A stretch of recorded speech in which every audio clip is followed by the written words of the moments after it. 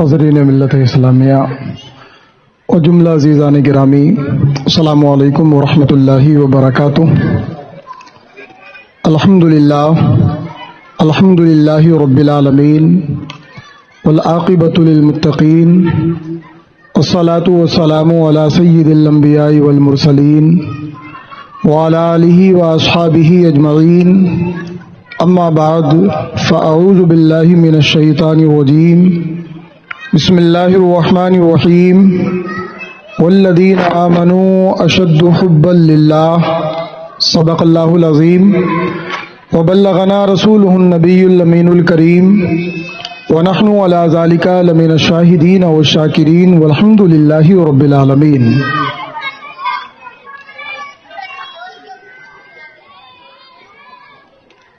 سالانہ جشن امام احمد رضا کا یہ خوبصورت مجمع پوری آب و تاب کے ساتھ جمع ہے، محفل رواں دواں ہے۔ پروردگار عالم اس محفل کی برکتوں سے ہم سبھی کو مالا مال فرمائے، اور رب قدیر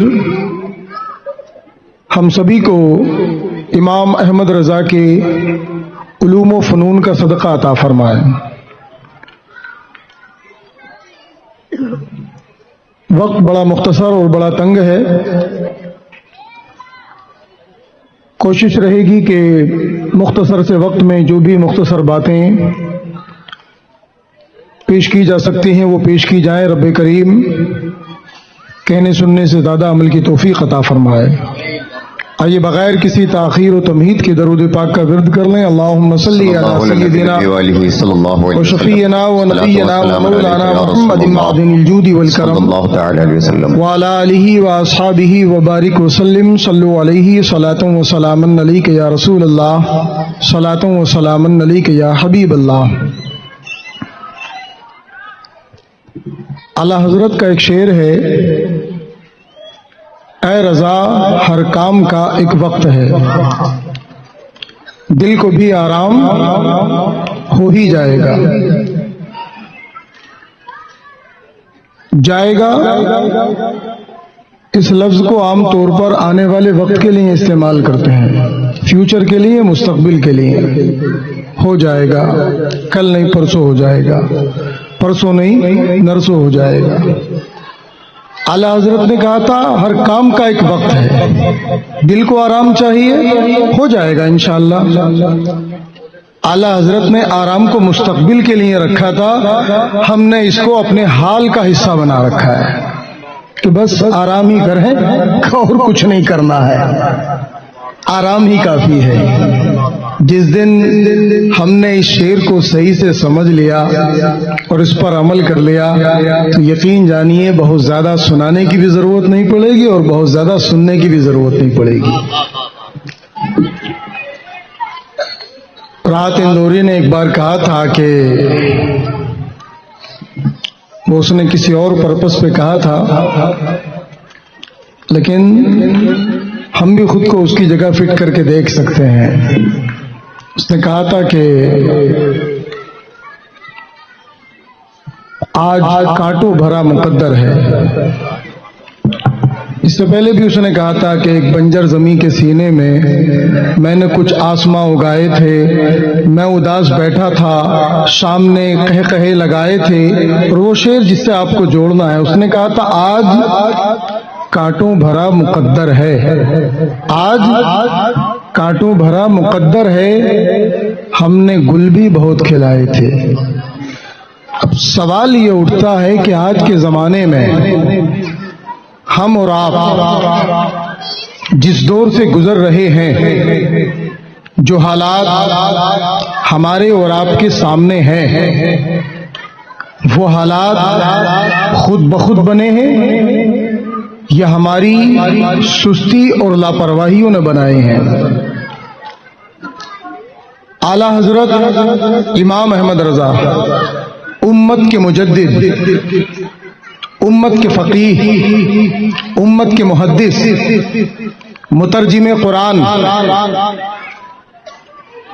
اتنی حیثیتیں اعلیٰ حضرت کے علم و فن کے حوالے سے ہیں، سوال یہ اٹھتا ہے کہ صرف ان حیثیتوں کو روانی کے ساتھ اسٹیج سے سنا دینا، ان کے علم و فضل کی مہارت کو بیان کر دینا، کیا اسی سے ان کی نسبت کا حق ادا ہو جاتا ہے؟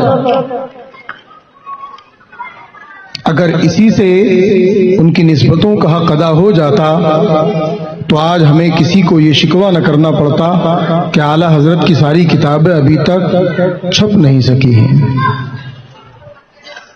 جبکہ اس عظیم ہستی کے وصال کو بھی 1 صدی گزر گئی۔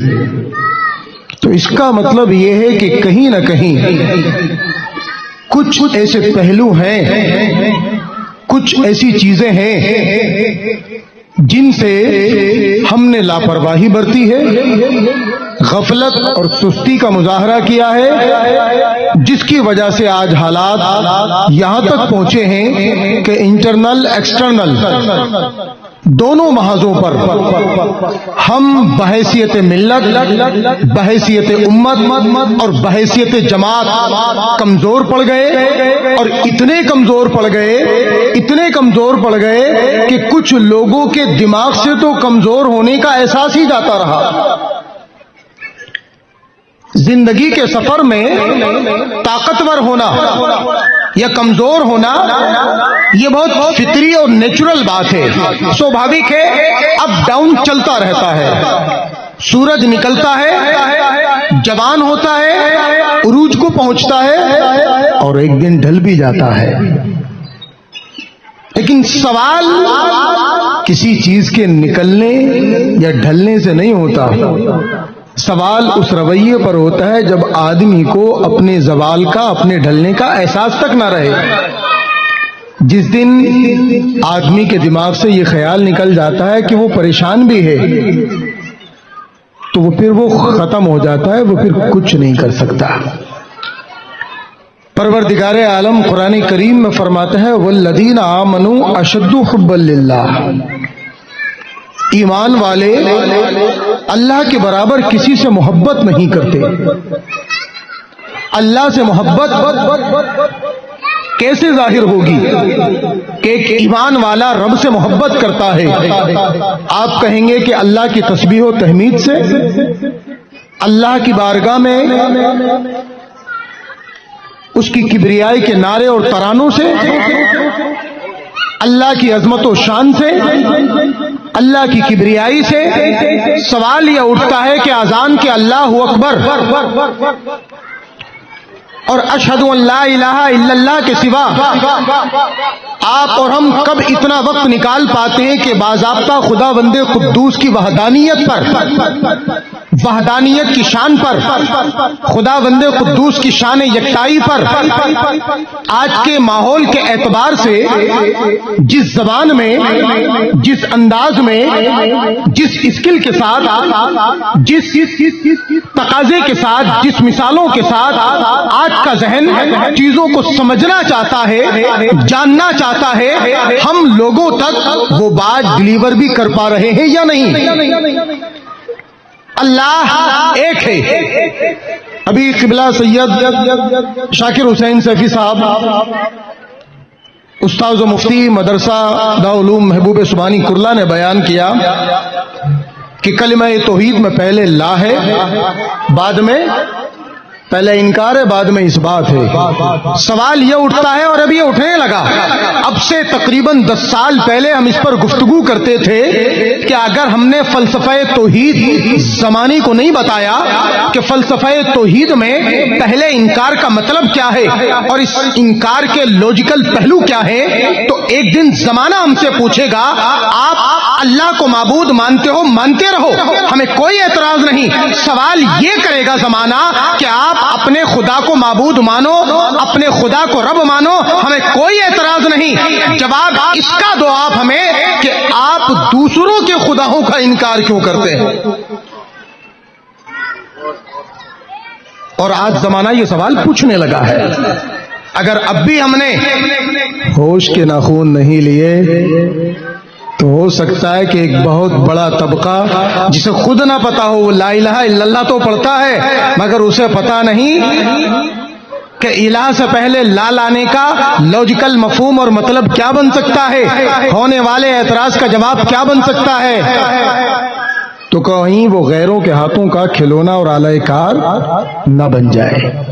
اس لیے وقت رہتے چیزوں کو سمجھنا، جاننا اور آنے والے وقت کی تیاری کرنا ضروری ہے۔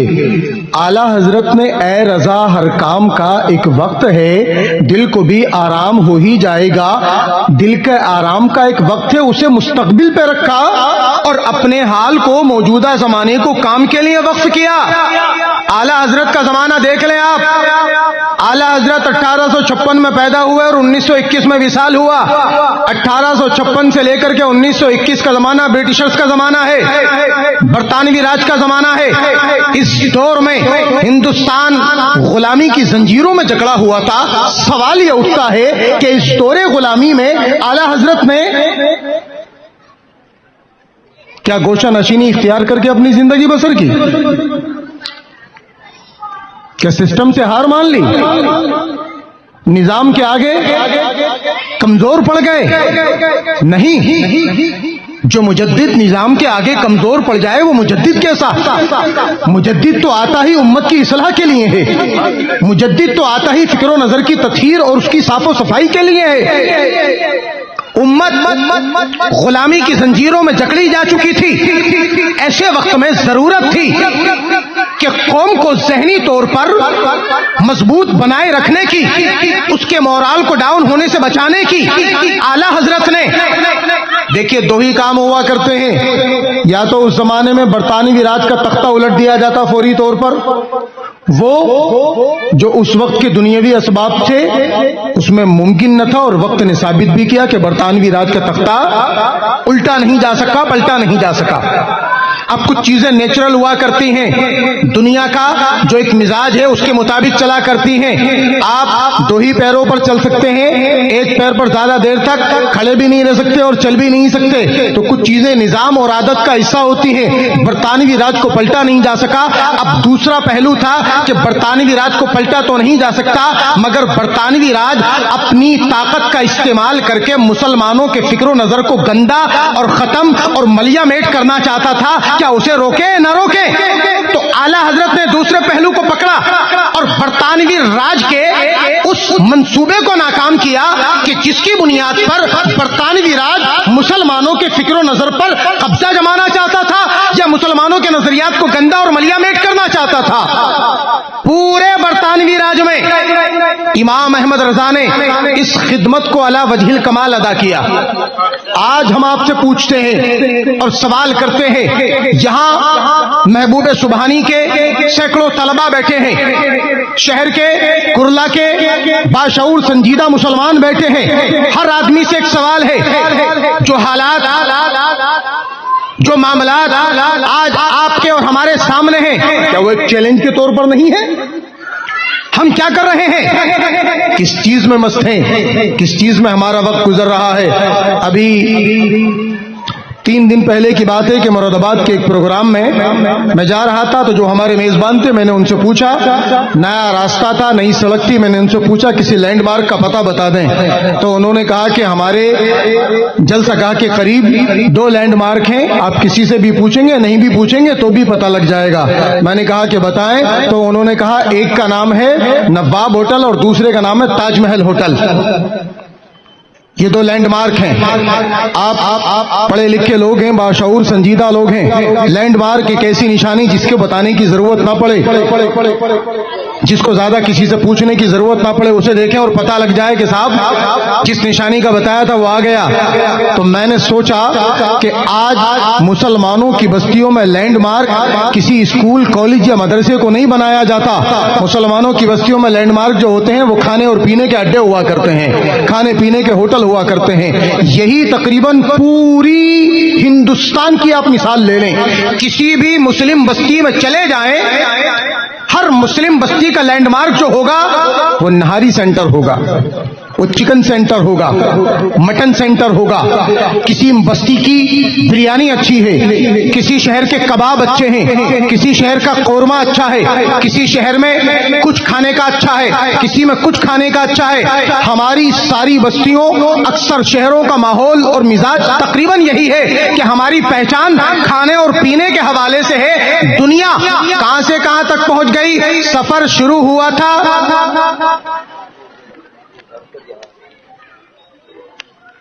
ایک موبائل اور انٹرنیٹ سے, آج سفر طے کرتے کرتے آرٹیفیشل انٹیلیجنس تک پہنچ گیا, اے آئی تک. لوگ کہتے تھے کوئی اگر کسی کو بغیر دیکھے باتیں کرتا تھا یا کچھ دیر گفتگو سننے کے بعد خاموش رہتا تھا تو لوگ کہتے تھے میاں آپ کیا ہم دیواروں سے باتیں کر رہے ہیں, آپ تو کوئی جواب ہی نہیں دے رہے ہیں. آج لوگ دیواروں سے باتیں کر رہے ہیں اور دیوار جواب بھی دے رہی ہے.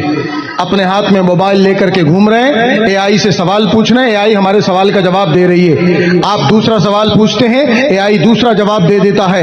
ایک طرف لوگ اتنی ترقی کر رہے ہیں کہ لوگ ترقی کرتے کرتے واٹس ایپ تک پہنچے, فیس بک تک پہنچے, انسٹا تک پہنچے, ٹیلی گرام تک پہنچے, اور آج اے آئی کا زمانہ آ گیا, جیمنی کا زمانہ آ گیا, آج گروک کا زمانہ آ گیا. آج چیزیں اندھی ہیں, گونگی ہیں, بہری ہیں, مگر دیکھتی بھی ہیں, بولتی بھی ہیں, سنتی بھی ہیں. زمانہ اتنا آ گیا, ایک زمانہ ترقی کر رہا ہے, نئی نئی چیزوں میں آوشکار کر رہا ہے, ایجادات کر رہا ہے, نئی سے نئی, بہتر سے بہتر, فائدہ مند سے فائدہ مند چیز لا رہا ہے. اور وہ چیزیں کس کو فائدہ پہنچا رہی ہیں؟ سوچ کو, فکر کو, نظریے کو, دماغ کو فائدہ پہنچانے والی چیزیں ہیں. علم بڑھ رہا ہے, عقل مندی بڑھ رہی ہے, تجربات بڑھ رہے ہیں, ایکسپیرینس بڑھ رہا ہے, مشاہدہ بڑھ رہا ہے, آدمی کا علم بڑھ رہا ہے, آدمی کی نالج اور معلومات بڑھ رہی ہے. ایک طرف ایک زمانہ, ایک سوسائٹی, ایک قوم ایسی ہے کہ جو ایسی نئی نئی چیزیں بنا رہی ہے کہ جس سے آدمی کا دماغ تیز ہو, آدمی کا دماغ تیز اور آدمی کا دماغ بڑھتا جائے. اور ایک طرف مسلمان ہے کہ ہم بھی نئی نئی چیزیں بنا رہے ہیں. چکن کی اتنی قسمیں ہم نے بنا ڈالی ہے کہ اگر چکن کی نئی قسمیں بنانے پر کوئی نوبل ایوارڈ ہوتا تو 100% مسلمانوں کو ملتا.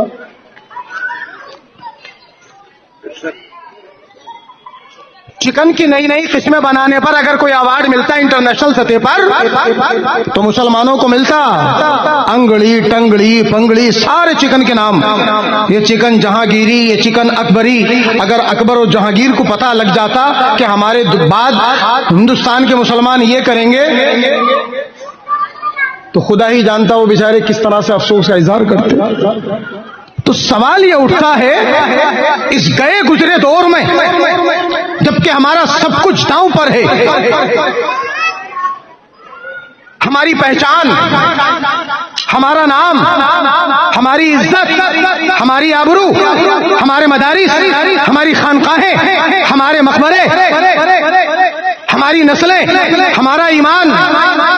اس دور کے باوجود اگر قوم کھانے پینے سے نہیں نکل پا رہی ہے تو سوال یہ اٹھتا ہے کہ اس کھانے پینے کا عادی بنایا کس نے ہے, اور قوم اس کھانے پینے کی عادتوں کو چھوڑ کیوں نہیں پا رہی ہے.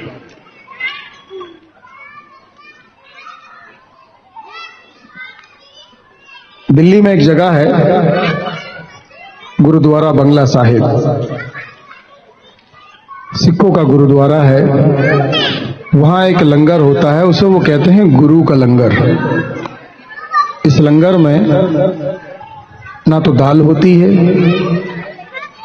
نہ روٹیاں ہوتی ہیں, نہ کھچڑی ہوتی ہے, نہ ہی پوریاں ہوتی ہیں.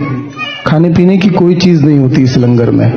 اس لنگر میں جانتے ہیں کیا ہوتا ہے؟ اس لنگر میں ہے ای سی جی کی مشین, اس لنگر میں ہے سی ٹی اسکین کی مشینیں, اس لنگر میں ہے ایکس رے کی مشینیں, اس لنگر میں ہے پیتھولوجی کی مشینیں, اس لنگر میں آدمی کو بلڈ کی, آدمی کو ہارٹ کی, کسی بھی طرح کا کوئی بھی رپورٹ کرانی ہو, جانچ کرانی ہو, وہ ساری جانچیں رپورٹیں اس لنگر میں کی جاتی ہیں اور بغیر کوئی پیسہ لیے کی جاتی ہیں.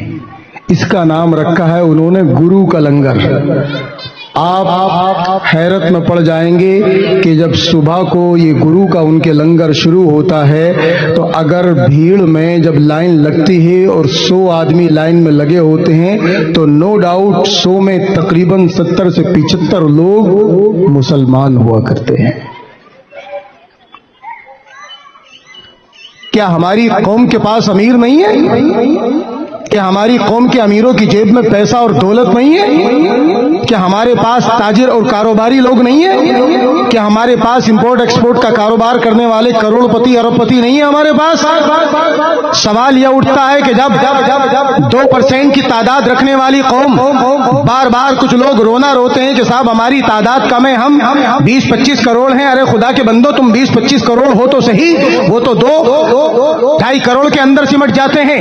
سوال یہ اٹھتا ہے، سوال کبھی تعداد اور گنتی سے نہیں ہوا کرتا، ہمیشہ آدمی کے کاموں اور آدمی کے کردار، اس کی خدمات سے اس کا کردار اور کریکٹر طے کیا جاتا ہے۔ تعداد میں وہ کم ہے، گنتی میں وہ کم ہے، لیکن ان کی سوچ کا لیول ہم سے اونچا ہے۔ انہوں نے اپنے آپ کو زمانے کے لیے فائدہ مند بنایا، انہوں نے اپنے آپ کو زمانے کے لیے مفید اور نفع بخش بنایا۔ آج دارالعلوم محبوب سبحانی کرلا کے اسٹیج سے کھڑا ہو کر ایک مسلم مولوی کھڑا ہو کر کے ان کی تعریف کرنے پر مجبور ہے، اس لیے کیونکہ جو آدمی نفع بخش ہوتا ہے، جو کمیونٹی فائدہ مند ہوتی ہے، جو آرگنائزیشن لوگوں کے کام آیا کرتی ہے، اس کا تذکرہ خواہی نخواہی کرنا پڑتا ہے۔ سوال اٹھتا ہے کہ کیا ہمارے یہاں لنگروں کا انتظام نہیں ہوتا؟ انتظام لنگروں کا ہمارے یہاں بھی ہوتا ہے، مگر ہمارے یہاں 500 دیگیں حلیم کی بنتی ہے اور 200 دیگیں بریانی کی بنا کرتی ہیں۔ کھائے چلے جاؤ، صبح سے لے کر شام کھاؤ، شام سے لے کر کے رات کھاؤ، دن بھر کھاؤ، رات بھر کھاؤ، اتنا کھاؤ پیٹ خراب ہو جائے تو کوئی دقت نہیں، چورن کھا لو۔ سب سے زیادہ حکیم بھی ہمارے پاس ہے، سب سے زیادہ حکیم بھی، اور حکیم بھی کوئی اور دوائی کا کام نہیں کرتے، 2 ہی کام کر رہے ہیں حکیم۔ ایک وہی کام کرتے ہیں جسے سب جانتے ہیں، اور دوسرا وہی کام کرتے ہیں جسے آپ بھی جانتے ہیں۔ گیس بن رہا ہو، پیٹ میں بدہضمی ہو، قبضیت ہو، کھانا کھائے جاؤ، قبضیت دور کرو، مال کھاؤ، دبا دب ڈالو پیٹ میں، پیٹ خالی نہیں رہنا چاہیے۔ یہ ہمارے لنگروں کا حال ہے۔ کون کہتا ہے کہ آپ کھانے پینے کے لنگر نہ کریں، لیکن بدلتے زمانوں کے بھی کچھ تقاضے ہوا کرتے ہیں۔ ہم ہی کہتے ہیں کتابوں کا لنگر کیجئے، ہم ہی کہتے ہیں کہ کچھ اسکول کی کتابوں کا، اسکول کی نوٹ بک کا، اسکول کی فیس کا، مدرسے کے طلبہ کا، ان کی ضرورتوں کا، لائبریریز کا، ان کا انتظام کیجئے۔ لیکن ہم کہاں یہ لنگر کرنے کے لیے تیار ہیں؟ 100 دیگوں کا لنگر کرنا ہے، میاں 100 دیگوں میں سے 50 بریانی کی کر لو، 50 کتابوں کی رقم نکال کے رکھ دو، بریانی کے لنگر سے اپنا پیٹ بھر لو اور کتابوں کے لنگر سے اپنا دماغ تیز کر لو۔ سبحان اللہ، نعرہ تکبیر، نعرہ رسالت، جشن امام احمد رضا، فیضان سرکار غوث اعظم، سبحان اللہ۔ ہمارے یہاں تو عجیب ہی زمانہ ہے، ہوڑ چلتی ہے کہ کھانے پینے میں کون کس سے آگے نکلے گا۔ تیرے یہاں 31 دیگیں اتری تھی، میرے یہاں 41 اتریں گی۔ کھانے پینے میں ہوڑ ہے۔ زمانے کو پہچانو، زمانے کی چال پر نظر رکھو، بدلتے دور کے تقاضوں کے مطابق خود کو فائدہ مند بناؤ۔ اللہ کے نبی علیہ الصلوۃ والسلام نے ارشاد فرمایا، خیر الناس من ينفع الناس، اچھا آدمی وہ ہے جو لوگوں کے لیے فائدہ مند ہو۔ فائدہ مند بنیے۔ جس زمانے میں غریب نواز نے ہندوستان میں قدم رکھا اکیلے تھے، مگر انہوں نے اپنے آپ کو آس پاس کی سوسائٹی کے لیے فائدہ مند بنایا، مقبول ہوئے۔ اعلیٰ حضرت جس سوداگران میں رہتے تھے، اس سوداگران میں اکثریت دوسروں کی تھی، مگر اپنے آپ کو فائدہ مند بنایا، مقبول ہوئے۔ صابر کلیری ہو یا محبوب الہی خواجہ نظام الدین ہو، صوفی حمید الدین ناگوری ہو، کسی بھی بزرگ، کسی بھی صوفی کی زندگی کو اٹھا کر کے دیکھ لیں، انہوں نے غیروں کے بیچ میں رہ کے خود کو فائدہ مند بنایا، بیماروں کے کام آئے، ضرورت مندوں کی مدد کی، دکھی لوگوں کا حال پوچھا، روتوں کو سینے سے لگایا، ہر لحاظ سے فائدہ مند بنے۔ جب فائدہ مند بنے، سماج میں مقبولیت ملی۔ یہ قلبی کا فلسفہ آج بھی ہے اور آنے والے کل میں بھی یہی فارمولہ چلے گا۔ جو قوم فائدہ مند ہوتی ہے، دشمنی کے باوجود اس سے تعلق رکھے جاتے ہیں۔ آج ہم فائدہ مند نہیں ہیں، ہم غیروں کے لیے فائدہ مند کیا ہوں گے، ہم تو اب اپنوں کے لیے بھی فائدہ مند نہیں رہے، اپنوں کے لیے بھی فائدہ مند رہے۔ جب ہم اپنوں کے لیے فائدہ مند نہیں ہیں تو آپ کیوں یہ تمنا رکھتے ہیں، کیوں یہ امید رکھتے ہیں کہ اسلاف کا دور پھر سے آ جائے گا؟ میاں اسلاف کا دور اسلاف کا نام لینے سے نہیں آتا، تھے تو وہ آبا تمہارے ہی، مگر تم کیا ہو، ہاتھ پر ہاتھ دھرے منتظر فردا ہو، انتظار میں بیٹھے ہو کہ امام مہدی آئے، جادو کی چھڑی گھمائے اور ہمارا کام بن جائے۔ میاں اللہ کے نبی علیہ الصلوۃ والسلام نے سارے کام خود کیے، پیغمبر اسلام سر سے لے کر پاؤں تک معجزہ، مگر میرے آقا علیہ الصلوۃ والسلام نے امت کے لیے سارے کام معجزات سے نہیں کیے۔ مدینہ آئے، پتہ لگا مارکیٹ میں مسلمانوں کے لیے اسپیس نہیں ہے، تاریخ اسلام اٹھا کر کے دیکھ لو، سیرت پیغمبر پڑھ کر کے دیکھ لو، مصطفیٰ جان رحمت صلی اللہ تعالی علیہ وسلم نے مدینے میں ایک نیا مارکیٹ بنایا، ایک نیا مارکیٹ بنایا۔ آج ہم کہتے ہیں کہ یار ہمارا تو کیا، ہمارا کام کیا ہے، ہمارا کوئی کام نہیں، بھائی ہم دیکھو اللہ والے لوگ ہیں، بزرگوں والے لوگ ہیں، ہم مسجد و مدرسے والے لوگ ہیں، نہیں۔ میں اپنے ان تمام علماء سے کہنا چاہوں گا، قسم خدا کی ہم اپنی قوم کے نمائندے ہیں، قوم اگرچہ سست ہے مگر یہ دوہری ذمہ داری بھی ہم ہی کو اپنے کندھوں پہ اٹھانا پڑے گی۔ ہم بار بار کہتے ہیں، لوگ کہتے ہیں مدرسے اپڈیٹ کرو اپڈیٹ کرو اپڈیٹ کرو، ہم کئی بار ان سے کبھی یہ بھی کہہ دیتے ہیں کہ یار اپنے اسکول بھی تھوڑا اپڈیٹ کر لو دینی اعتبار سے، یہ کہتے ہیں ہم، لیکن ان سے زیادہ ذمہ داری بہرحال ہماری ہے، ہم ہی کو بتانا ہے کرنا کیا ہے۔ امام احمد رضا کی زندگی اٹھا کر کے دیکھ لے، امام احمد رضا نے ساری زندگی فقہ کی، حدیث کی خدمت انجام دی، مگر آپ ان کے تیار کردہ افراد کو دیکھ لے، صدر اللہ فاضل علیہ الرحمٰن نے کیا اس زمانے کے حالات میں امام اہل سنت کی نمائندگی نہیں فرمائی؟ بے شک نہیں فرمائی، اٹھا کر کے دیکھ لے، اگر نہ فرمائی ہو تو بات واپس لے لیتے ہیں، مگر نمائندگی کی، قوم کی نمائندگی کی، سیاست کی، پولیٹیکل نمائندے بن کر کے سامنے آئے صدر اللہ فاضل اور محدث اعظم ہند سید محمد میاں کشوچوی۔ یہ کون تھے؟ یہ امام احمد رضا کے پولیٹیکل نمائندے تھے، یہ ان کے سوشل اور سوسائٹی کے اور سماج کے بہترین نمائندے بن کر کے سامنے آئے۔ لوگ کہتے ہیں کہ امام احمد رضا نے ساری زندگی سوداگران کی گلیوں میں گزاری، مگر کیا انہوں نے عالمی حالات سے، انٹرنیشنل امور سے، انٹرنیشنل عالمی معاملات سے نگاہیں پھیر رکھی تھی؟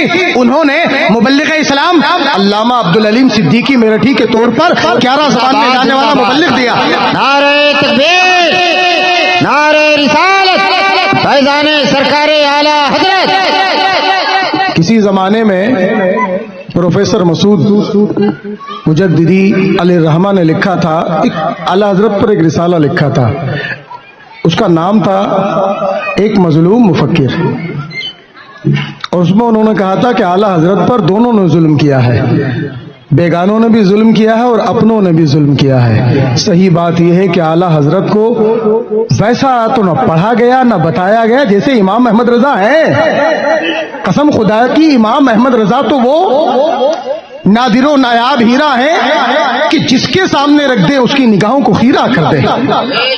امام احمد رضا تو بازار مدینہ کی اس خوشبو اور اس مشک کا نام ہے جس سے کوئی اپنی ناک کو بند کر ہی نہیں سکتا، مگر سوال یہ ہے کہ یہ کام کریں تو صحیح، پیش تو کریں۔ ہم تو کسی ایک خاص حصے کو یا کسی ایک پہلو کو، اور وہ بھی ایسے جیسے ہم نے سمجھا ہے، ایسے نہیں کہ جیسے وہ ہیں، اسی کی تکرار کیے جانے کو سمجھ رہے ہیں کہ ہم نے امام کی نسبت کا حق ادا کر دیا۔ آج جو بدلتے دور کے تقاضے ہیں ان کا کچھ لحاظ کیا جائے۔ طلبہ ہمارے سامنے بیٹھے ہیں، ان سے بنیادی طور پر کچھ باتیں یہ کہنی ہے کہ بیٹا زندگی میں کچھ بننے کے لیے اولین درجے کے طور پر بھرپور محنت کرنا ہوتی ہے، اور دوسری بات علم اگر کتابوں ہی میں رہ جائے تو اس کا کوئی فائدہ نہیں ہوتا۔ جب تک علم کتابوں سے نکل کے آپ کے دماغ میں نہ آئے اور دماغ سے نکل کر آپ کی پریکٹیکل لائف میں نہ آئے تب تک علم آپ کو کوئی فائدہ نہیں پہنچا سکتا. ہم نے بڑی تعداد میں ایسے لوگ دیکھے ہیں اور آپ نے بھی دیکھے ہوں گے, اہل اسٹیج پر بڑے ذمہ دار شخصیتیں موجود ہیں, خوب دیکھے ہوں گے. ایسے افراد ہیں کہ جو منطق و فلسفے کی گتھیوں کو چٹکیوں میں سلجھا دیتے ہیں, مگر انہی منطق و فلسفے کے بہترین مسائل اور قاعدوں کو, ضابطوں کو اپنی پریکٹیکل لائف میں اتار نہیں پاتے. درسگاہ کی حد تک جواب نہیں ان کے انداز تفہیم کا. پتھروں کو سمجھا دیں, دیوانوں کو دانا بنا دیں, مگر جب پریکٹیکل لائف کی بات آتی ہے تو وہ اپنا سارا علم ہی کتابوں میں چھوڑ دیتے ہیں. ضرورت اس بات کی ہے کتابوں میں لکھے ہوئے علم کو دماغ میں اور دماغ میں بیٹھے ہوئے علم کو اپنی عملی زندگی میں اتاریں. جب علم عملی زندگی میں آتا ہے تب علم کی بہاریں دنیا کو نظر آتی ہیں. اور اسی لائن پر چلیں گے تو یقین جانیے گا زمانہ آج بھی مصطفیٰ کے ان غلاموں اور وفاداروں کی راہ تک رہا ہے کہ وہ آئے اور زمانے کو لیڈ کرے, زمانے کے قائد بنے. مگر اس وقت ہم ایک عجیب کیفیت سے گزر رہے ہیں جس کی بنیاد پر ہمیں خود نہیں پتا کہ کیا کرنا چاہیے اور کیا ہم کیے چلے جا رہے ہیں. اللہ کے نبی صلی اللہ تعالی علیہ وسلم, آپ کی امت, آپ کے امتی, امت کے علماء, سب کا مقام, سب کا رول, سب کا کردار, سب کچھ واضح ہے. ضرورت اس بات کی ہے کہ آج کے زمانے میں ہم وقت کے تقاضوں کو سمجھیں اور اسی کے مطابق اپنی چیزوں کو طے کرنے کی کوشش کریں. درود پاک پڑھ لیں. اللہم صلی علی سیدنا مولانا صلاۃ و سلام علیک, صلاۃ و سلام علیک یا رسول اللہ, صلاۃ و سلام علیک یا حبیب اللہ. زمانہ بہت آگے بڑھ چکا ہے بھائی, اے آئی تک پہنچ گیا. اب آپ سمجھ سکتے ہیں آگے کو بات کہاں سے کہاں تک پہنچے گی. بہت سی چیزیں جو ہے نہ کہتے چاہتے ہوئے بھی نہیں کہی جائیں گی. بہرحال اللہ کریم کوئی موقع عطا فرمائے گا انشاءاللہ تو کسی مخصوص محفل میں ذرا گفتگو کریں گے. درود پاک پڑھ لیں. اللہم صلی علی سیدنا و مولانا محمد معدن الجود والکرم وعلی آلہ و اصحابہ وبارک وسلم. صلو علیہ صلاۃ و سلام علیک یا رسول اللہ. ایک چیز ہمیشہ یاد رکھیں, داعی اور مدعو کے درمیان, ہمارے اور عوام کے درمیان کوئی گیپ نہیں ہونا چاہیے. لمبے ٹائم سے ہمارے اور ہماری عوام کے بیچ افہام و تفہیم کا ایک گیپ ہے. ہم اپنی سی کہے جاتے ہیں اور وہ ثواب سن کر کے, ثواب سمجھ کر کے سنے جاتا ہے. ہم کبھی یہ جاننے کی کوشش نہیں کرتے کہ سامنے والے کے سمجھ میں ہماری بات آ بھی رہی ہے یا نہیں. ہم نے کہا زور سے اٹھا کے کہہ دو سبحان اللہ, تو لوگوں نے کہا کہ سبحان اللہ. ہاتھ اٹھا کے کہہ دو سبحان اللہ. جو اپنی ماں سے محبت کرتا کہہ دو سبحان اللہ. فاطمہ کے نام پہ کہہ دو سبحان اللہ. مطلب ہر وہ حربہ آزمائیں گے کہ آپ ہاتھ اٹھانے پہ مجبور ہو جائے کہ میاں اگر ہاتھ نہ اٹھائے تو ابھی میں گستاخ نہ بن جاؤں گی. کبھی ہم نے سنجیدگی سے کوشش کی جو ہم بول رہے ہیں, جو ہم آپ کو سنا رہے ہیں, وہ آپ کو سمجھ میں بھی آ رہا ہے کہ نہیں؟ کہیں ایسا تو نہیں زبان یار من ترکی و من ترکی نمی دانم کے صاحب دوست ہمارا ترکی اور ہمیں ترکی نہیں آتی. وہ اپنی سی کہے جا رہا, ہم اپنی سی سنے جا رہے ہیں. ایک آج کے زمانے کا ایک یہ بہت بڑا معاملہ ہے کہ ہمارے یہاں بڑی تعداد میں عوام کے سمجھنے سمجھانے کا ایک گیپ بنا ہوا ہے. اس لیے ضروری یہ ہے کہ اس گیپ کو ہم کم کریں, ختم کریں. گزشتہ کچھ وقتوں میں ایک مرزے نے ایک بند کمرے میں بیٹھ کر کے عام سادہ انداز میں نہ صرف اپنے ملک بلکہ ہمارے ملک تک کے نوجوانوں کو گمراہ کرنے کا بیڑا اٹھایا ہوا ہے. حدیث کی باتیں کرتا ہے, قرآن کی باتیں کرتا ہے، سوال یہ اٹھتا ہے، باتیں ہم بھی قرآن و حدیث کی کرتے ہیں، اور وہ تو بظاہر قرآن و حدیث کا نام لے کر کے اپنی لایانی اور منمانی باتیں کرتا ہے، لیکن وہ اپنی بات لوگوں کے دماغ تک بھیجنے میں کامیاب کیسے ہو جاتا ہے؟ اس کا سمپل سا جواب یہ ہے کہ اس کے اور سننے والوں کے بیچ میں کوئی گیپ اور کوئی فاصلہ نہیں ہے، وہ جس زبان کو استعمال کر رہا ہے وہ زبان سیدھے کلک کر رہی ہے، کیونکہ سمپل سا اصول ہے کہ دو ڈیوائسز کے درمیان کنیکٹیوٹی اچھی ہو تو ڈاٹا آسانی کے ساتھ ڈیلیور ہو جاتا ہے، اور اگر ذرا بھی کنیکٹیوٹی میں دقت یا ایرر آ جائے تو ڈاٹا ڈیلیور نہیں ہوتا۔ ایک موبائل کا ڈاٹا دوسرے موبائل میں بھیجنا چاہیں، کنیکٹیوٹی کمپلیٹ نہ ہو تو ایرر آ جاتا ہے، ڈاٹا یا تو جاتا نہیں یا آدھا ادھورا جاتا ہے، فائل بیچ میں کرپٹ ہو جاتی ہے۔ تو کہیں ایسا تو نہیں ہمارے اور عوام کے درمیان کنیکٹیوٹی کہیں نہ کہیں کمزور پڑ گئی ہے؟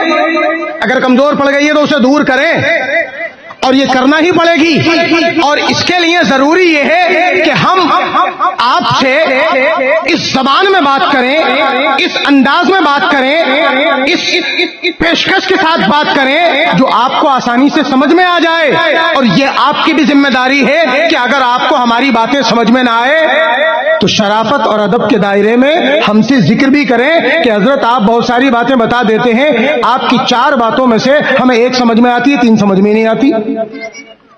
ایسا کئی بار ہوتا ہے۔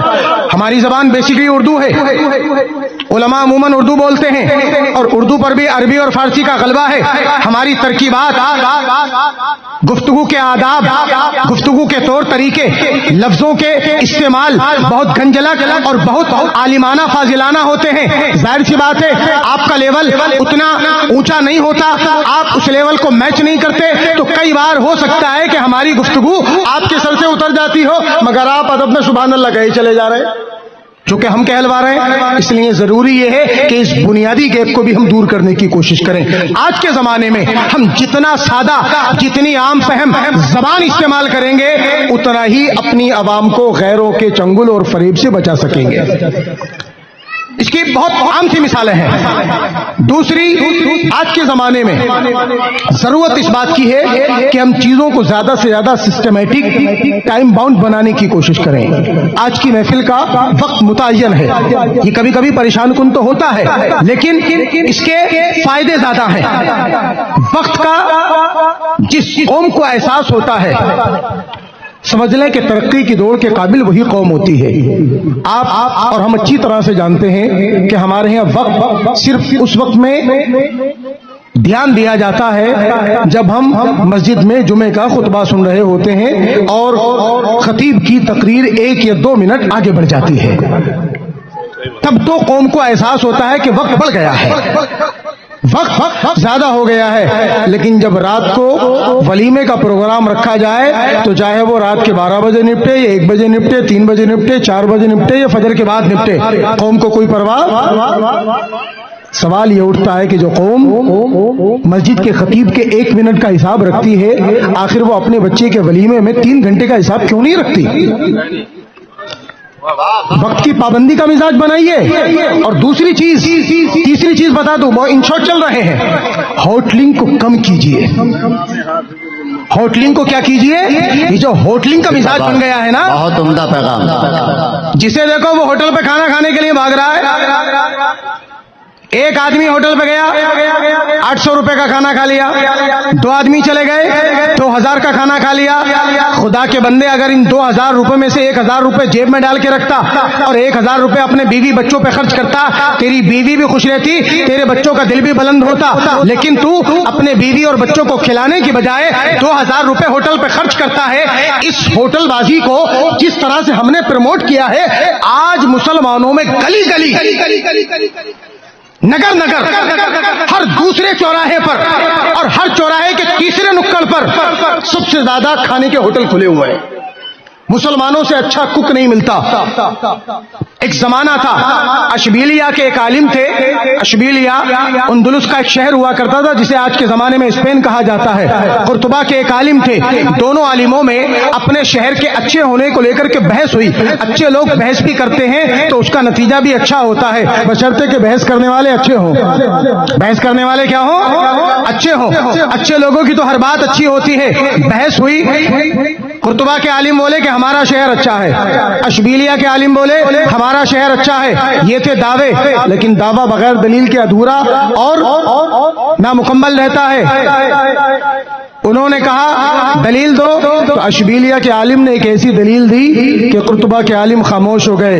انہوں نے کہا میرے شہر کے اچھا ہونے کی دلیل اور نشانی اور پہچان اور ثبوت یہ ہے کہ جب تمہارے شہر قرطبہ میں کسی عالم کا انتقال ہوتا ہے اور اس کی کتابیں بازار میں بکنے کے لیے آتی ہیں تو تمہارے شہر کے عالم کی کتابیں تمہارے شہر کے بازاروں میں نہیں، میرے شہر کے بازار میں بکتی ہیں، میرے شہر کے لوگ خریدتے ہیں. زندہ باد زندہ باد.